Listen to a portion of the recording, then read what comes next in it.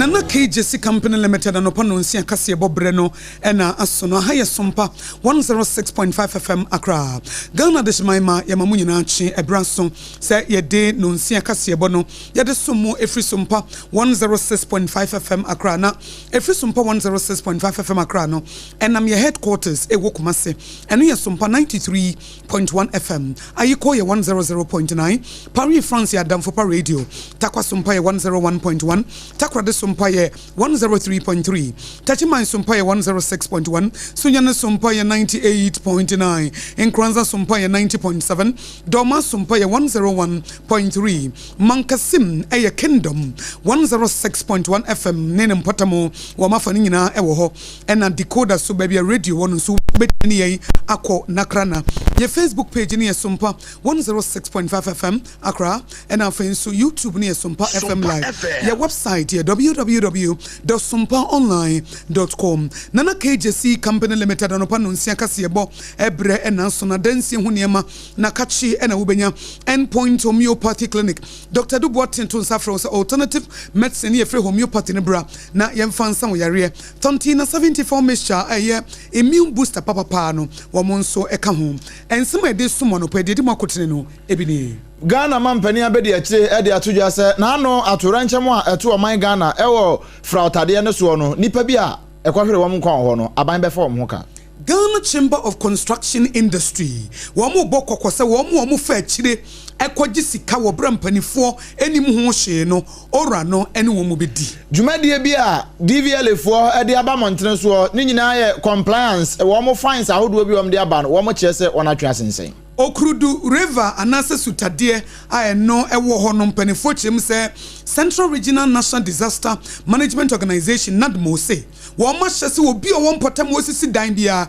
o mfiri wonte sade a dan no ye bedwiri ni nyina ede agufom Bank of Ghana city no anya mfinhye aduosia no wo mo so ma hye ho celebration no ase and what you know ye send it to manim say adehia wo mo ewo yilo krobo ene ne mpotam so wankasa wotiri ho a ye yiwe yibone wo mo kwan atete se kontebe etimpanifo mrem na wo mo nya ho adwuma emfa emwa wo mo pani a wo ne adwamtre ne dima NDC amnyoko ne general esedun katia wo se wo no pasu obi ahunu ne thank you to no awoko no nanu achi no nso ye beko amononi nsemu ni akwakohye anwumtuni bia waje din ayefani di Angelo a wafiri mu emfie aduonum baako ensem pii ka we ne ho ne de somo sakasebo ewo Sompa 106.5 FM Accra ye ne de somo no payi eyeme AKOSUA ago abowaje wo betimi afram AKOSUA nshira me ne medoba OBREMPONG na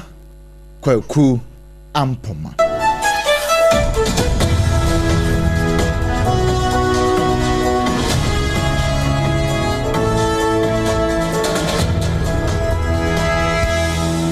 Afei yanshe ensem no ase na yasha ase e de afri Ghana man pani abedi achi Professor Nana Jane Opoku Agyeman na kache enrada ene de to anim e hot bite so se wakwa kopie mu e framantam mu na no atoranche meto oman Ghana bra na frautade no nipa bi eti subonto mu na wono mu twa na nso wo mo antimi ankodu ma mu nipa makoma dunum ehwe wono nkwa e wonsuo ne so no wokọ ho ene abusua ekọcheche won were na ne nkasa ye mu no ene odi tudwa ene wo kire se sa nipa dunum a wo mo hwere wo mo nkwa e wotade ne so no Ghana aban e fa ato ne ho so se ne wo mo yiyo ne ho ka ebe ye nyina no aban e behwe na eka ne nyina no wafa na wachekere de abonebo ne nyina no ye se ne ebe ya ede abotoye mo ebe bre abusua no na akire se aban ne wo mo usu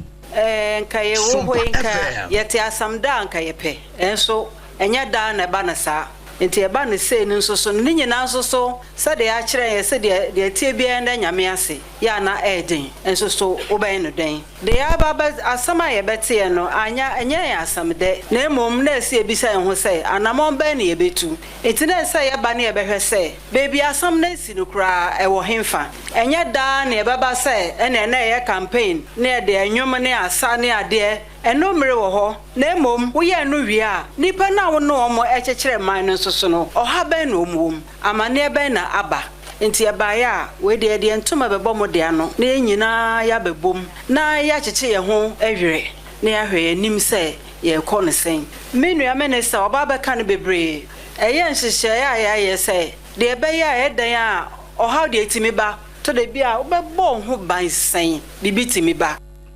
Enia yeti ye Professor Nana Jane Opoku-Agyeman, Ghana Vice President. Na ya tonsuna yako yenimua Ghana Chamber of Construction Industry wamu de krata bia babonten ababebo kokose wamu members anasa ni pomu wokuo ni mua wamu fasebwa kwanso jisika wabra empanifo ni mu hwe no wamu enya hweyi na mitumire ne machiresi sa Ghana Chamber of Construction Industry si contractors wamu musisi adan wamu ye akwan na wamu chemsi ye free bibi interim payment certificate eno aban de mawo ena ababe gina so etua woka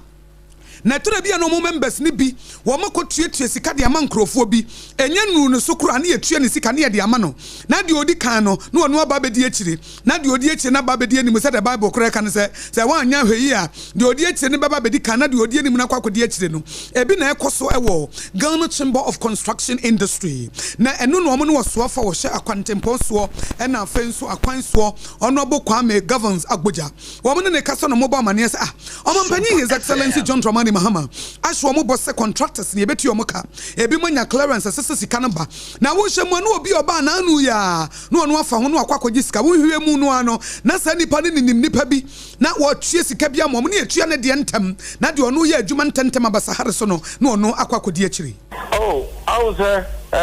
so way there I can't disregard it because nipa yeni omuye adwuma no obia won ni strength ni weakness. Ye can say bimu they are highly connected politically and they know where to find the alternative ways are. However, that is in the minute. Nipa don't know hin no more connections no. Say legitimate no ko gia is over to them. Na sa in fact akwanpa so no ko gia dachi say na ora eba no the same aura too one here ebesamba and you know they should do what is needful. Our prayer is let them do the right thing.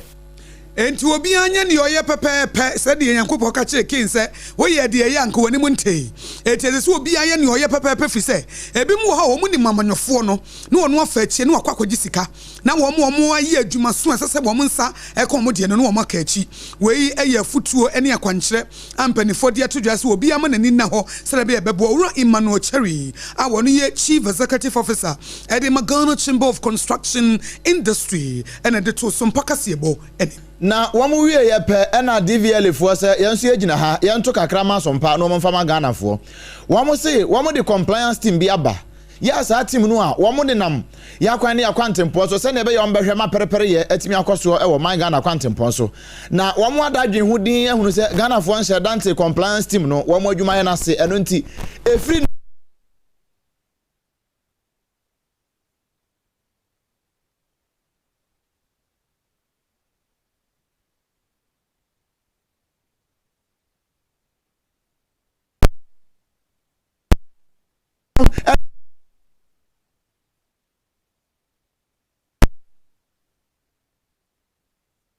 Ghana for betu omdwumadie na se na afa eduru ho no omo san ede babio a Ghana for be hunu sampa ba omo de ba no eye ne papa mu asan sampa ne se papa so pa homa so no eye na enye nanu mode na mom ne yiye mu ntia ne nyina mu no DVL for e kan ede atoso se eniema wodo a e wo se wo hyenkani nya na wotimi efa ya kwan ne akwantempo so no nyesa no wo mu twam eno de eyire ho krekete se ne be ya akwantempo so discipline and professionalism e be ya adwuma Mika usana na KJC Company Limited anopa no nsia kasebo na wutie efi SOMPA 106.5 FM Accra na yetu fanso akore ne yakwakopi yulo na afeso lower menya krobo municipality ewo Eastern region asa poye mantammo na enra wo mo ye demonstration bia na sa ye kire enra branda yi na ye kire mo ye ne se so menya odumase bon kantompo no so no atete se kontebe a wo mo bre na won kasa wutin wa ye yiboni nti wo mo ka ama mpanifo aso ate so wo mo fom nansi fom ebi se wo mo bre ama kwantuo aye dendenden ekwan no 2017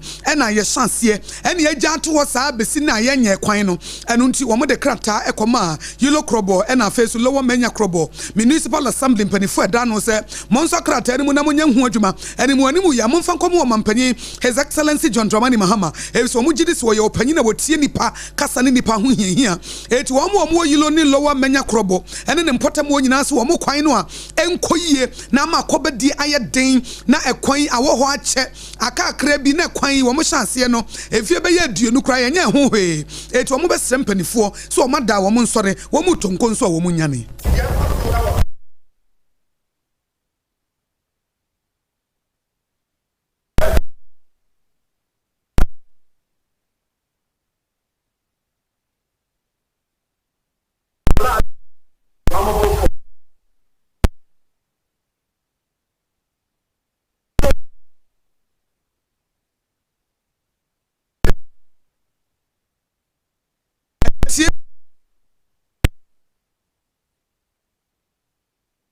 lower menya krobo adehye na ye demonstration na say ye kire sane ye womo eka womo nsam den e de efa ho. It's a hard time government of the day. When I talk of government I womo etwa mu ni womo ba anyina no womo jai so womo di ekwan we elbow game. Why am I saying that? Me am a businessman. I've locked my store. Ya pa wan ka metro baba ko ye nim ye do wa metro mo because ekwan no nya no nti efutuo untimi ndie.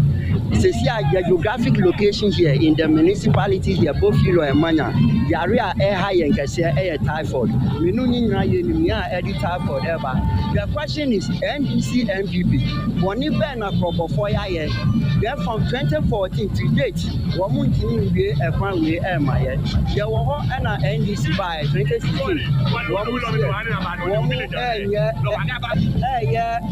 Aha, no, no. Said the mammy and Yanni baby crow back no. Addition is so much woman go mountain so a demonstration. I say yet check as if he said 2016 basi 2017 and a quiet jato was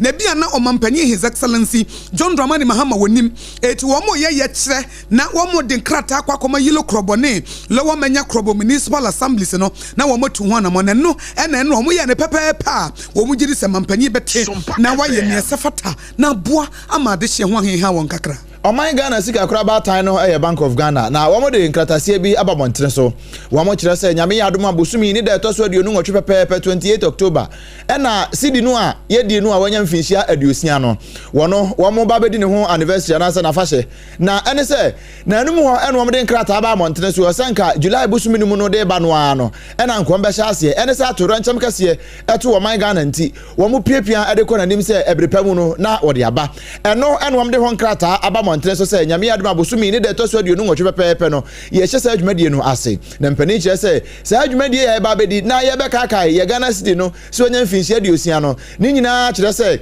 wo mo ba behwe se ne ye be ya wo man Ghana sika no ye betimi aye ho enkyerekere ade ama oman no ne ye hunu se ne ye besifa kura so ye Ghana City mu yiye na afei eniema hodo bi features ya ewo City ni so ene ye sika sam ne so no ye timi akyerekere no omanfo no ate ase ye pa na ni nyina mu no wo mo kire say wo mo be ye ho afahye kase ewo Independence Square na national Independence Square hankasa na we no wo mu wia won be fra Ghana mampani His Excellency John Dramani Mahama no ono edna nim onyam ne nim die ababeta akire eno ye ne kase pa enu achi na nso ho a wo ba be CD Van Regional Exhibition ya wo de be fa manta muduo ni nyina mu na apue manta mu ene manta mawoduo bia tifi ene atoye ba bia wo bia hunu dwumadi a wo mu di ne nkoye nkran kwa sansa Ghana City nya nkran hankwa ene edi no ni nyina mu no wo be ye ho nkyerekere se na medika aka no na wo mo akyerekere amomanfo no ate ase ehia say ye Ghana sika no yetimi som ye ni akura ni ye na ne awoton bidie ne awoton momone wo hunu kwan be fa so akura sika ni ye na nam saa ye so ama ye sika no enimonyam etimi aba ho me kan wo se sompa kase bo na wuti efi sompa 106.5 FM Accra na ye to so a National Disaster Management Organization NADMO eya to Renchen Bremu aboafo wo mo nkrabate wo mfimfi Mantamanasa Central Region wo mo de krata bia babonten se wo mo hye anaso wo mo direct awutu senya municipal NADMO office any assembly ni se wo nsore waka na de hwe mo sisi adan ewo Okrudu River ne mpotamo no ye mu budan ni nyina engu fom e se yan hwe ya dache ato rent me de beba na nyansam ketwa wo mu chem se ensuo yi hui o manfo sisi dan bebre a wo mu nya kwan anase ma wo mu kwan wo mu nya permit so mbe ye bibi etisa kwan no mafa so aye no wo mu di tudwase e begiri dan ni nyina eto wo ma hye awutu senya municipal NADMO office any assembly ni nyina so wo ma da wo mu nsore wo mu tonkwa wo mu enyane na wo mu nto na mo no wo mu nko wo sesi a na ensuo no ho no edan ye sesi wo ho nyina ye njiri dan ni nyina ngu fom eto wo mu kama de hye wo kasoa ene ne mpotamo aso ate se wo mu nya hweyie ene ensuo no aho so no o manfo de border egum ensuo to ne wo mu de border egum ne wo mu dwane wo kyerem se efia ekoso no atete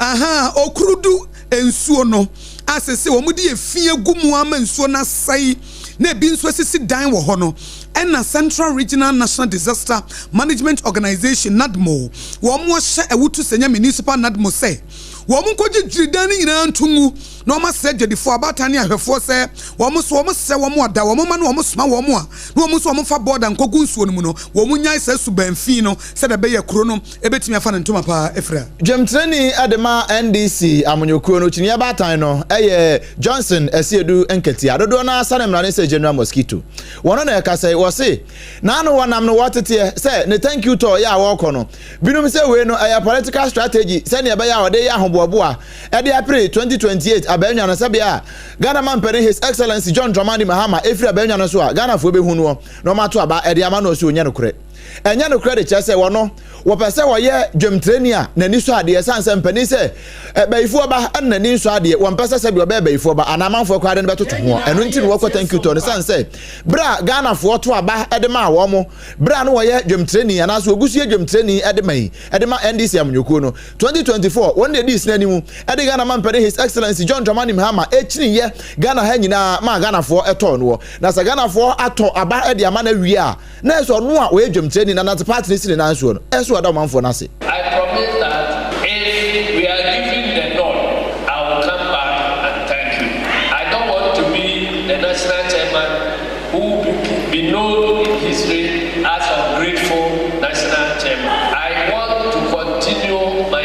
all my promises. So what I cannot deliver, I don't promise. But what I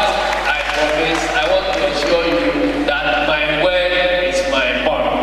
So those who disagree with me, they can continue with their disagreement. I will continue honoring my. General Mosquito Asiedu Nketia no wɔde nsɛm wɔ nyinaa kɔto dwa bra ohyia party foɔ ɛne nananoma trankonya yɛ hɔhɔhɔ ɛwɔ framantam mu na wo wie kura no ɛne wɔde kakra ka ho no wɔse no korɛ Ghana baabi a yɛgyina yɛ ntimi ntena wɔ bere kwa galamse adwo man na boso. People have been blaming the government for our promise to control Galamsey, which we are yet to deliver on. They are blaming government for our promise to create jobs for all the youth. Work has started, but it hasn't shown results yet. I just want to remind everyone that however hard you try, you cannot produce a child in less than 9 months. If you marry today and you say that people are teasing me, I want to have a child. Can you produce a child in less than 9 months? Why pa na betimi di less than 9 months akwada onyem no a abosome nkro na yede wo na se wo ma betina akonya so less than 9 months o se won fa ngo I mean how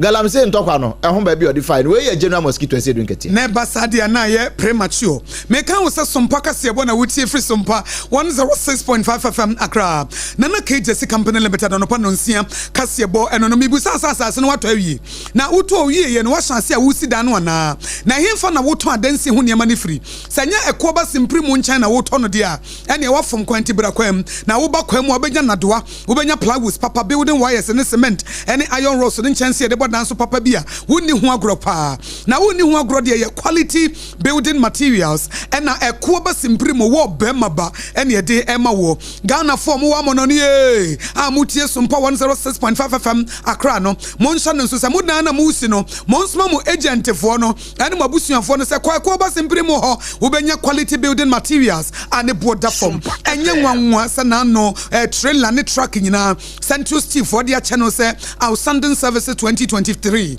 na juma pa wo yenti na sori e wo mu Church of Pentecost wo say wo bema ba ekoba simpri mo no yetene so ane yasori more than 30 years and what to adansi ho niema ebi ma free sister ni mu wo madwane na so jana na so sa aboa popo na KJC Company Limited say wo beto adansi ho niema wie pe wo wie no asesa wa de nyina akọ emre bi eche mo nkrofo beto wie mo na we de ye di go next week ni abeje emfie mienu na ejina ba bi ejina eti bomodian se ekoba simpri mo wo begina ho to wie ya na wo de kọ enkran ne kuma so betimi afa no 020 435540 020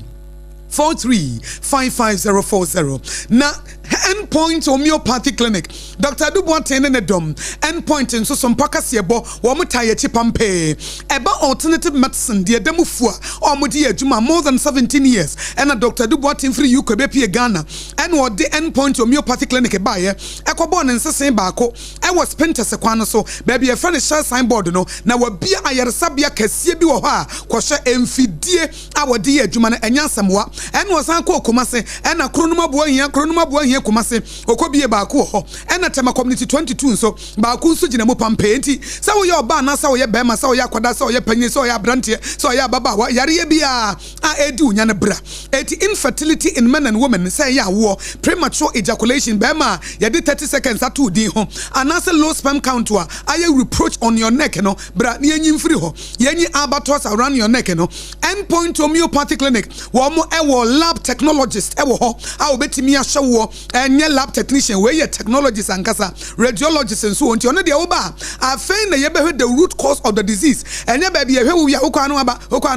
endpoint de ye tu no preko pe a holistic healthcare any edema wo Dr. Dubois Tinton Safro Sebrei na physiotherapy nso ho massaging wo ho liver issues kidney and nerve diseases ni nyina wo ye ho adwuma fra Endpoint Homeopathy Clinic e was 0244 867068 and 0244 867068 and 0274 234321 0274 234321 Endpoint Homeopathy Clinic why resefie papa enono na ye koye nimo no onipa bia sa wompom din ho hia wo na wonro dɔɔso bebra na kyerɛ sɛ wonnom tontina 74 mesha eti na wonro dɔɔso no tontina 74 mesha de sɛ wonnom obi pɛ na waye wo nipadua ye ye frɛ no immune booster papa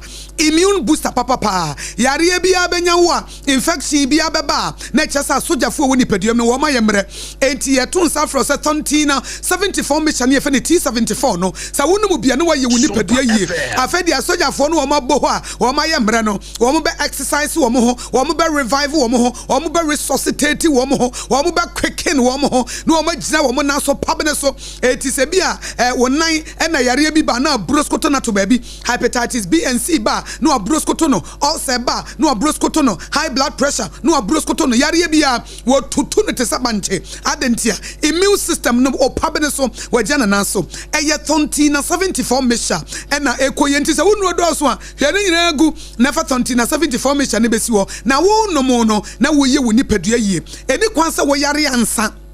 menyare ansa sabre nom na immune system ni nyina na so na yare na amakura tete ye na nonom dudo no ene o maye ne tise nsuo ene o de DHC Afra ene Food and Drugs Authority agiatomo sa wo petonti na 74 mesha dudo to anu afre 024 607349 024 607349 and 050 1628931 050 1628930 Ahaya SOMPA 106.5 FM Accra e market yapa ye home so ye ba ye bekọ America memu jumtuni bia R&B jumtuni bia wagidi a wa free mu na fidie ebi mo kọ ne de ho asem no aba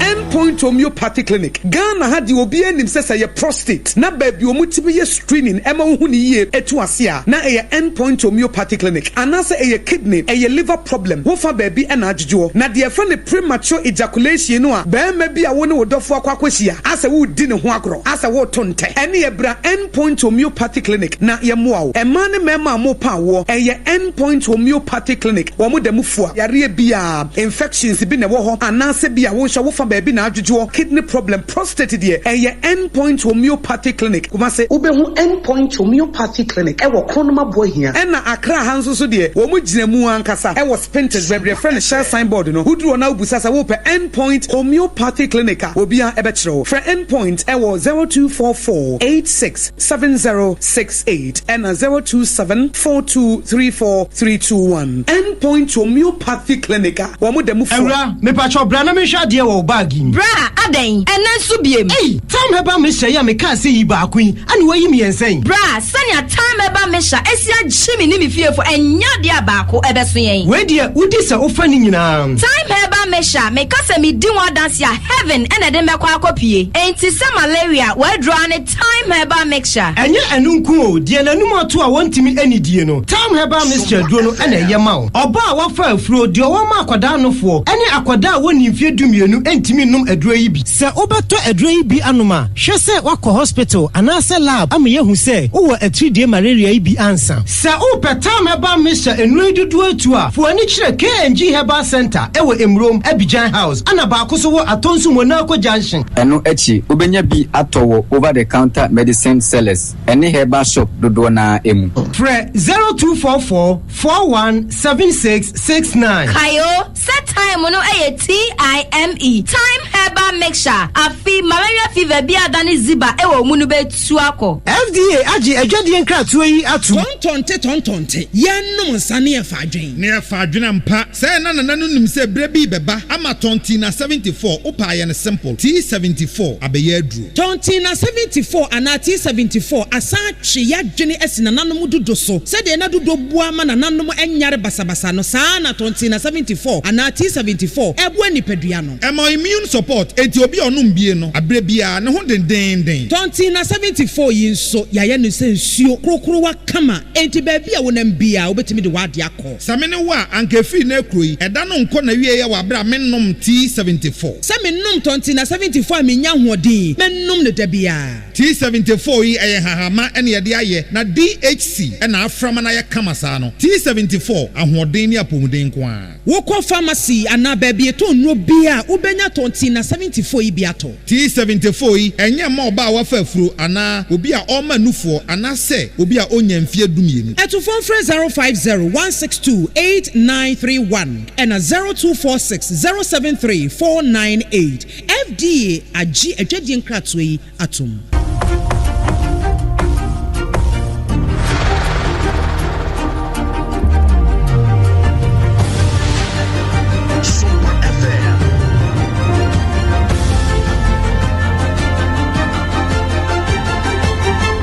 SOMPA TV Emma Aketuapa nokure Emma Aketuapa ya densam no ekopie mu ewo amanone